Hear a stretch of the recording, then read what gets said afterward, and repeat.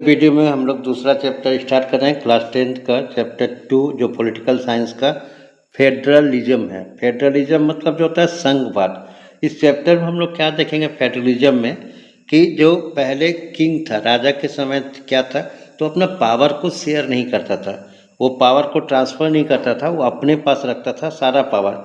यानी जब इस चैप्टर में हम लोग क्या देखें, जो किंग था, किंग क्या था, जब द किंग हो या किसी जगह पर माने कि जैसे अलग अलग कंट्री में अलग अलग नाम से जाना जाता है, कहीं पर जार जाना जाता है, कहीं पर लुइस जाना जाता है, माने वो सिंगल है, वो माने कि मोनार्की है, तो वो अपना पावर अपने पास ही रखता था, ये सेंट्रलाइज कर रहा था अपने पास। यानी लेकिन फेडरल क्या हुआ, जब धीरे धीरे फेडरल गवर्नमेंट आया तो फेडरल में क्या था, पावर को शिफ्ट करना, पावर को शिफ्ट करना। यानी जो सेंट्रल गवर्नमेंट बैठा हुआ, जो एक जगह पावर है, बहुत सारे स्टेट है, लेकिन उसको पावर नहीं देना, अगर अपने पास रखा हुआ है तो सेंट्रल को, तो वो यूनिटरी गवर्नमेंट कहलाता है। कैसा गवर्नमेंट कहलाता है, यूनिटरी। लेकिन जब वो पावर को शेयर करता है दो तरह का, इसको अपना पावर का, जैसे इंडिया में भी देख लेंगे सेंट्रल गवर्नमेंट है जिसको हम लोग यूनियन गवर्नमेंट कहते हैं, मैंने India is a country of union, country of the different state, मैंने कि बहुत सारे स्टेट का जितना राज्य है उसका समूह है। तो उसी तरह से इंडिया क्या कि जैसे आप देखिएगा, अगर हम ले कोई भी एक स्टेट लेते चले, वेस्ट बंगाल, सेंट्रल जो है, सेंट्रल पूरे कंट्री के लिए अपना कानून लागू करता है, लेकिन उसके पास कुछ पावर है। जैसे एजुकेशन, तो एजुकेशन जैसे स्टेट का मामला है, तो वेस्ट बंगाल अपना वेस्ट बंगाल बोर्ड क्या हुआ है, जो कि central board of secondary education क्या हुआ है। तो इस चीज़ को फेडरलिज्म देखेंगे तो फेडरलिज्म का फीचर क्या है वो आएंगे। तो सबसे पहले हम लोग आएंगे यूनिटरी गवर्नमेंट, फिर मैंने हम लोग देखेंगे फेडरल गवर्नमेंट क्या है। तो यहाँ पर ओवरव्यू, यहाँ पर वही दिया कि in the previous chapter we noted था, प्रीवियस चैप्टर, पिछला चैप्टर देखे थे वर्टिकल डिवीजन। वर्टिकल डिवीजन में सेंट्रल गवर्नमेंट, स्टेट गवर्नमेंट और local government among different our government, वही one is the major form of power sharing in modern democracy. तो इस chapter में देखेंगे, फोकस करेंगे form of power sharing and most commonly refer to the federalism, जो उसमें से महत्वपूर्ण है फेडरलिज्म। तो इसको डिस्क्राइब करेंगे जनरल टर्म से क्या, तो ये एक व्यू है, ओवरव्यू है। फिर आते हैं क्वेश्चंस। यहाँ पर ये कंफ्यूज है बच्चा, देख रहे हैं what we call the Indian government, कि इंडियन गवर्नमेंट को क्या कॉल करेंगे, central government, union government, is it union, federal और सेंट्रल। तो यहाँ पर तीन क्वेश्चन है कि क्या बोलेंगे। तो let us go back to the contrast between Belgium and Sri Lanka.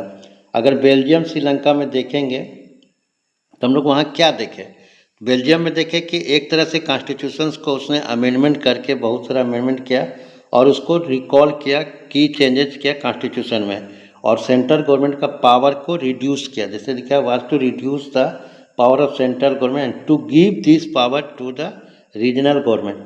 तो रीजनल गवर्नमेंट जो है बेल्जियम में एग्जिस्ट करता था इवन बहुत पहले, जब 1993 में उसको सुधार करके लेके आया, लेकिन ये 1952 से पूरा लागू होता है। They have had their roles and power, but all these power given to the government could be withdrawn by the central government। यानी 1993 में जो पावर था सेंट्रल गवर्नमेंट का पूरा सीज किया, मैंने हर क्षेत्र में, और उसको लिखा कॉन्स्टिट्यूशन 1993 में और रीजनल गवर्नमेंट को दिया। तो इस चीज़ को इसमें समझाया, no longer depend on the central government, यानी जो रीजनल गवर्नमेंट है वो सेंट्रल गवर्नमेंट में डिपेंडेंट नहीं रहेगा। Thus Belgium shifted from unitary to the federal form, पहले क्या था सेंट्रल के पास था तो उसको फेडरल फॉर्म गवर्नमेंट दिया। अब लेकिन श्रीलंका कंटिन्यू, श्रीलंका में क्या क्या वो इसको ध्यान नहीं दिया, वो यूनिटरी लेवल को चला, जबकि डेमोक्रेसी है to be for practical purpose a unitary system where the national government has all the powers, मैंने जो सेंट्रल गवर्नमेंट है उसको सारा पावर है। और इसी चलते तमिल लीडर गुस्सा था श्रीलंका में, तो बिकम वो चाहता था कि फेडरल सिस्टम है।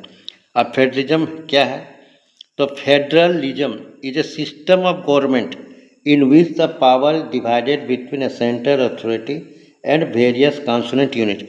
जो सेंट्रल अथॉरिटी है, जो सेंट्रल गवर्नमेंट है वो, और जो जितना नीचे है, जैसे इंडिया में स्टेट भी है, फिर लोकल गवर्नमेंट भी है। तो usually a federation has two level of government, generally जो है दो तरह का होता है, central government, state government. One is the government for entire country, that is usually responsible for few subject of common nation, कि पूरा सेंट्रल गवर्नमेंट का बात है। जैसे डिफेंस, तो डिफेंस में स्टेट कुछ नहीं कर सकता है। फाइनेंस माने स्टेट का भी है, डिफेंस का भी अपना, ये सेंट्रल गवर्नमेंट का भी है। तो जो पूरे कंट्री में लागू होता है वो, और others are government at the level of provinces, कि जो प्रोविंसेस और स्टेट में है, look after much of the day to day administration of their state. जैसे पुलिस, पुलिस जब हम डिफेंस बोले सेंट्रल गवर्नमेंट का है, तो पुलिस का जो है वो किसका है, स्टेट का मैटर है। तो both these level of government enjoy the power independent of the others. तो यहाँ पर उस समय का अगर देखेंगे जो रेट दिख रहा है, बहुत कम कंट्री में डेमोक्रेसी आया हुआ था और वहाँ पर फेडरलिज्म था। अब आते हैं कि in this sense federation are contrasted with unitary government, यानी वो माने कि कैसे है यूनियन, जो यूनिटरी गवर्नमेंट, जो सेंट्रल गवर्नमेंट पावर अपने पास रख रहा है या राजा रख रहा है, तो अंडर द यूनिटरी सिस्टम इधर there is only one level of government और सब unit of subordinate to central government, कि सिर्फ सेंट्रल गवर्नमेंट है, हो सकता है स्टेट गवर्नमेंट भी हो, लेकिन उसको पावर नहीं दिया। Central government can pass to order to the provincial और लोकल गवर्नमेंट, सेंट्रल गवर्नमेंट सारा ऑर्डर पार करता है, बट इन फेडरल सिस्टम ऐसा नहीं है। फेडरल सिस्टम में central government can not order to the state government to do something, क्यों ऑर्डर नहीं सकता। जैसे भारत में भी है, सेंट्रल गवर्नमेंट ये नहीं बोल सकता इसको लागू करिए। जैसे अभी मैंने बहुत सारा कानून आता है, सेंट्रल गवर्नमेंट पास कर देता है, स्टेट गवर्नमेंट अपने अपने धीरे धीरे पास करता है। State government has powers of its own for which it is not answerable to the central government, कि सेंट्रल गवर्नमेंट को जवाब नहीं सकता लागू करे या नहीं करे। यानी both this government are separately answerable to the people, यानी दोनों गवर्नमेंट जो इसमें पीपुल के प्रति जवाबदेही है। अब यहाँ पर एक क्वेश्चंस आएगा, 2027 है, तो देखते हैं उसको भी टाइप करती हैं कि क्या क्वेश्चन आएगा। तो देखिए अभी हम पता है कि ये जो यूनिटरी गवर्नमेंट ऑफ है, फॉर्म ऑफ गवर्नमेंट और फेडरल, तो यहाँ पर तो देखिए क्वेश्चन इसी से 2012 में पूछा गया था। तो how is federal government different from the unitary form of government, कि फेडरल गवर्नमेंट जो है वो यूनिटरी से कैसे डिफरेंट है, और why are federal preferred these days, लेकिन आजकल क्यों लोग पूरे देश में फेडरल को इम्पोर्टेंट दे रहे हैं। तो डिफरेंस क्या है, unitary government has only one level of government. देखिए यही आंसर दीजिएगा, इसको देख लीजिए, अच्छा से देख लीजिएगा कि पहले ये तीनों पॉइंट दीजिएगा, ये तीनों पॉइंट, तीनों जो पूछा हुआ है कि क्यों दोनों का डिफरेंट है। तो unitary government has only one level of government whereas federal government has two और more level of government. First difference ये होगा। सेकेंड होगा कि unitary government the sub unit are subordinate to the centre, जो central के प्रति है, central पर निर्भर है। वेयर द फेडरेशन, ये फेडरल सेंट्रल गवर्नमेंट, ठीक है, यहाँ पर ही गलती हो गया, central government can not encroach on the right to state government, कि उसका जरूरी है कि माने। और तीसरा मेन डिफरेंस है कि यूनिटरी सिस्टम, ठीक है, unitary system centre can order to the sub unit which can not happen in federation, कि फेडरेशन में नहीं है, ऑर्डर पास नहीं कर सकते। बिल अब पास हो गया वहाँ पर, अब लागू करना कि नहीं उसका स्टेट गवर्नमेंट है। फिर आज के डेट में लोग क्यों मैंने प्रीफर कर रहा है फेडरेशन को, तो फेडरलिज्म को क्यों से प्रीफर कर रहा है, तो इसका आंसर देखिएगा, it help in making administrative effective and efficient, कि इससे सहायता मिलता है प्रशासन चलाने को अच्छा और अच्छा। It help to accommodate all diverse group, कि सारा डाइवर्स ग्रुप में इसमें मानता है, सब कोई खुश रहता है। अब आ रहे हम लोग देख रहे हैं कि ये features, let's look at the some feature of the key features of the federalism. अब उसका विशेषता क्या है, तो ये भी क्वेश्चन मैंने कि पिछले 4 साल से ये क्वेश्चन नहीं पूछा हुआ है, तो ये भी एक इम्पॉर्टेंट हो जाता है, तो इस पर भी क्वेश्चन बनाए हुए हैं। Let us look at the some of the key features of federalism. तो देयर आर 2 और मोर लेवल्स को हम लोग टायर भी कहते हैं ऑफ गवर्नमेंट, कि चाहे 2 हो सकता है, सेंट्रल और स्टेट गवर्नमेंट, या फिर सेंट्रल, स्टेट और local government. Different tyre of government govern the same citizen, मानी एक ही नागरिक के प्रति दोनों स्टेट कानून लगाता है, but each tyre has its own jurisdiction in specific matter of legislation, taxation और एडमिनिस्ट्रेशन। जैसे स्टेट में क्या है, तो एमएलए कहलाता है, मेंबर ऑफ लेजिस्लेटिव असेंबली, ठीक है, और सेंट्रल में क्या पड़ता है, मेंबर ऑफ पार्लियामेंट। टैक्सेशन भी जैसे स्टेट में लगता है, तो स्टेट का टैक्स स्टेट टैक्स लगता है, जैसे अब सेल टैक्स लगता है, इस तरह का। फिर एडमिनिस्ट्रेशन जो अलग होता है, जैसे एसपी, डीएम या डीसी को बदलने का पावर स्टेट गवर्नमेंट के पास होता है। फिर जुरिडिक्शन ऑफ रिस्पेक्टिव लेवल और tier of government are specific in constitution, यानी जो स्पेसिफाइड, ये जो पावर है, किसका क्या पावर है, ये एक संविधान में लिखा हुआ है। जैसे सेंट्रल गवर्नमेंट के लिए लिखा हुआ है यूनियन लिस्ट, क्या लिखा हुआ है, यूनियन लिस्ट, और स्टेट गवर्नमेंट के लिए लिखा हुआ है स्टेट लिस्ट, और कभी कभी कुछ फील्ड होता है जैसे एजुकेशन, दोनों को लागू होता है तो उसको कॉन्करेंट लिस्ट कहते हैं। फिर दोनों में जो नहीं, जो उस समय जब कॉन्स्टिट्यूशन बना, जैसे कंप्यूटर नहीं था, तो उसको रेसिडुअल लिस्ट कहते हैं, जो कि सेंट्रल गवर्नमेंट का पावर होता है। So the existence and the authority of the each tier of government is constitutionally granted, कि उसको मैंने तीनों का मैंने local government, central government, state government का पावर लिखा होता है। Fourth point, fundamental provision of the constitution can not be unilaterally change by one level of government. अगर जो कॉन्स्टिट्यूशन में जो फंडामेंटल शर्त है वो अकेले सेंट्रल गवर्नमेंट चेंज नहीं कर सकता है। Such changes require the consent of both the level of government, कि दोनों का सहमति जरूरी है। जैसे जीएसटी लागू हुआ था तो सेंट्रल गवर्नमेंट जो है मैंने 2/3 स्टेट से पास कर तब लागू हुआ। कोर्ट हैव द पावर, अब कोर्ट क्या करता है, सुप्रीम कोर्ट, स्टेट जैसे हाई कोर्ट, ये क्या करता है, इंटरप्रेट करता है कॉन्स्टिट्यूशन का कि सही है कि नहीं।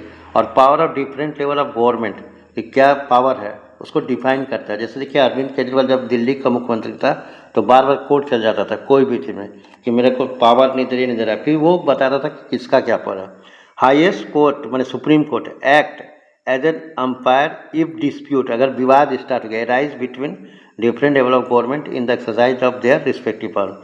अब लिखा है sources of revenue for each level of government are clearly specified to ensure financial autonomy, कि कौन कौन टैक्स लगा सकता है। जैसे अभी मेरा लगता है तो लोकल गवर्नमेंट टैक्स लगा देता है। तो इसी में क्वेश्चन एक यहाँ पर भी उठा हुआ है, तो इस क्वेश्चन को देखेंगे यहाँ पर। देखिए explain the key features of federalism, ठीक है। यहाँ पर जो क्वेश्चन है कि हम लोग की फीचर्स फेडरल, तो देखिए इसको 2014 में अलग तरीके से क्वेश्चन पूछा है, लेकिन यहाँ देखिए की फीचर ऑफ फेडरलिज्म, ये याद रखिएगा। Main feature of federalism, 5 features of federalism, 5 main features of which make India is a federal country. तो यहाँ देखिए 5 जो लिखना है इस तरीके से लिखना है, हम दे दिए हैं। देखिए ई तक पहला है देर आर 2 और मोर लेवल ऑफ गवर्नमेंट, ठीक है। तो इंडिया 3 लेवल्स, मैंने कौन है, union government, central government and local government. Each level of government has its own jurisdiction in the matter of legislature, taxation, administration. जैसे हम लोग अभी देखे इस टॉपिक को, even though they govern the same citizen, same नागरिक होता है। Power and function of each tier of government is specified and granted by the constitution, संविधान से लागू है। Supreme court act has been given power to settle dispute different our government, कि विवाद निपटा सकता है। फिर यहाँ 2 पॉइंट है, देखिए 5 कोई भी लिखना है, लेकिन जितना होता था हम लिख दिए हैं। Fundamental provisions of constitution can not B alternate, माने कोई भी जो कॉन्स्टिट्यूशन का जो फंडामेंटल प्रोविजन उसको अल्टरेट में बदला जा सकता है by any one level of government, it apply to India also. Source of revenue between different level is specified by the constitution, कि कौन किसका पार होगा। फिर उसका म्यूचुअल ट्रस्ट, दोनों में विश्वास होता है, एग्रीमेंट होता है between government at the different level. तो अब उम्मीद है कि यहाँ तक आज इस टॉपिक को डिस्कस करते हैं, नहीं तो वीडियो लंबा ना हो जाए। हमको उम्मीद है कि आपको समझ में आया होगा। Thank you, have a nice day.